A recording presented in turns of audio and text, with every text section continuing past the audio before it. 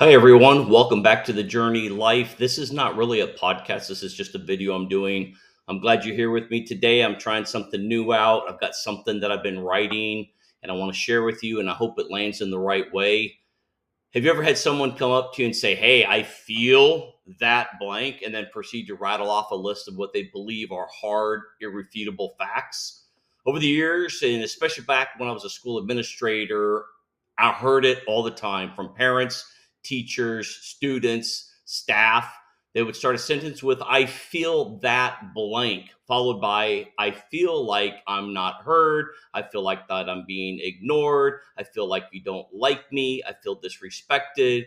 I feel like you should be nicer to me. I feel like you should blank, blank, blank," and on it goes. Now, listen, feelings matter, and this is important. Feelings are not facts, but they do matter.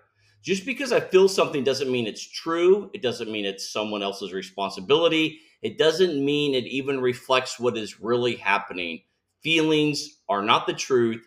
Feelings do not reflect reality. Feelings are true that you're feeling those things. Now, who can understand it? Yikes, that's pretty strong. But it's also freeing because it reminds me my feelings are not always accurate.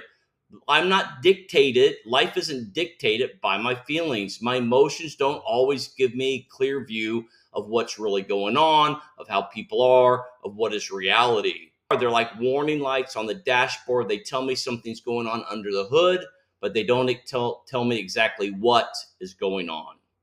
Now, there's powerful and powerless emotions. There's powerful and powerless people. Here's what I've learned over time. Saying "I feel angry" is powerful. It's honest. It's responsible. It means I'm owning my emotions. I feel blank. But saying "I feel angry because I feel angry because you did something. I feel angry because you didn't do something. I feel angry because that's not powerful. That's actually weak. It shifts the blame. It says, "My emotions are your responsibility." Now, going to "I feel angry" is just "I feel angry." Okay. But when you go beyond that, you start blaming something for your emotions. That's weakness. That's powerlessness in the very worst of ways. That's allowing somebody to own your emotional state and have control over you, even though they probably don't want to have control over you. And we're not created to live that way. We weren't made to be emotional hostages to other people's words or actions. You and I weren't made to be emotional hostages to other people's words or actions. Galatians 5:22 and 23 reminds us that self-control is a fruit of the Spirit. It's not other control. It's not situation control. It's not even "I will control myself like just by my own power." So the self-control I have is a spiritual control over myself. Okay.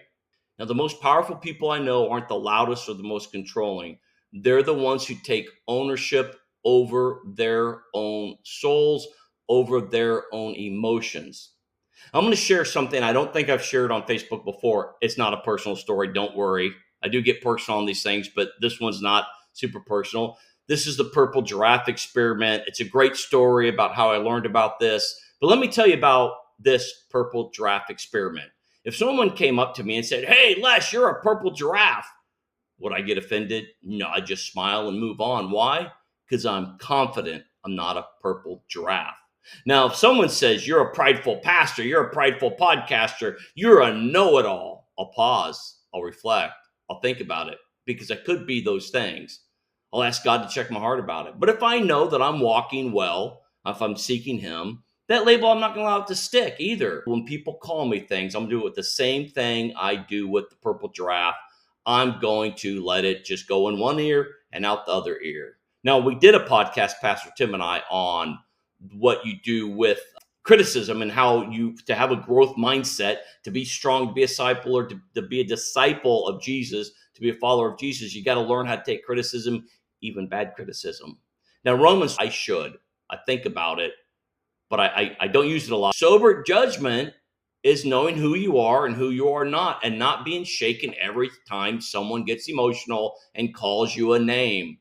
So do not think of yourself more highly, but rather we often forget about the big but that's in the sentence. Sober judgment is about knowing who you are and who you are not, and not being shaken every time someone gets emotional and someone calls you a name and someone says you did something. Sometimes I feel is really just a disguise for trying to control the other person. I feel like you made me afraid. What you did made me sad. Is I'm trying to control you to stop doing what makes me feel a way I don't want to feel. I feel like you don't care could really mean you're not responding the way I want, and I'm going to guilt you into changing.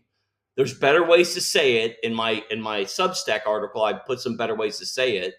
But when you say I feel like you don't care, that's not really emotional honesty. That's manipulation dressed up in emotion. And again, there's better ways to say that. I'm not going to go into that in this video, but we can. Take every thought captive moment. When I start thinking they don't care, I can take that thought captive. I can take that emotion captive and think about that emotion. Think about the thought that's producing it. And that's where life coaching can come in. But don't let every emotional wave toss you around.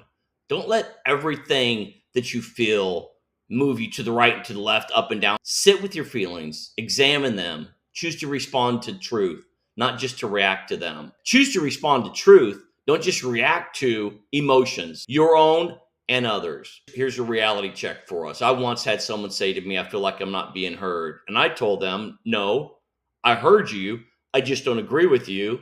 And you still don't feel heard because their feelings, they're so stuck on, I need him to agree with me. So when I say, no, I heard you, I'm listening. In fact, I'm probably listening to you better than you're listening to yourself.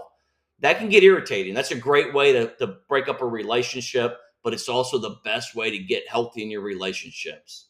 What they really wanted wasn't to be heard. They wanted to be agreed with, and that's a big difference. Now, a lot of people who say they're not being heard, they're often the ones not listening to you or to others. So here's the thing. What do we do with our feelings? Here's what I try to do, and maybe it'll help you. I feel them. I like to call them emotions that you feel. They're not. I sit with them. I examine them. So I acknowledge them. I say, hey, I'm feeling this way.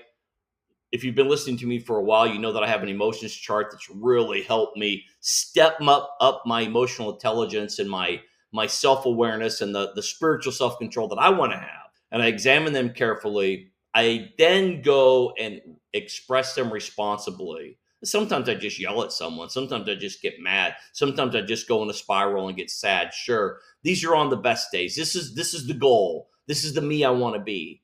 And then I just surrender the need to control anyone but myself. I don't even controlling myself. I surrender that to the Holy Spirit. I don't blame the Holy Spirit that I'm out of control. That's a whole nother podcast. It's a whole nother teaching. But I surrender the need to control anyone but myself. All right, John. This is one I use a lot. This is one you probably know. Then you will know the truth, and the truth will set you free. Now, the truth here is the truth of Jesus, but it's also the smaller truth. And the truth is, your emotions aren't the truth. Your assumptions aren't your truth. Your I feel statements aren't the truth. No matter how much you emphasize them, no matter how angry you say them, no matter how often you say them, no matter all the proof you have in your mind, in your emotional bank to prove that your assumptions, your emotions are true, they're not true. So the truth is, we want to live in reality as closely as possible, and then according to his truth, to God's truth. And his truth says, you're responsible for your own heart, your own mind, your own soul, your emotions, because trying to be responsible for someone else's, that's exhausting. That's something I learned as a teacher and as a youth pastor over the last 3.5 decades or so, is that it's not my job to be responsible for everyone else's emotion. I'm responsible for certain parts of things, not for their emotions, not for their thought life, not even for what they think about me.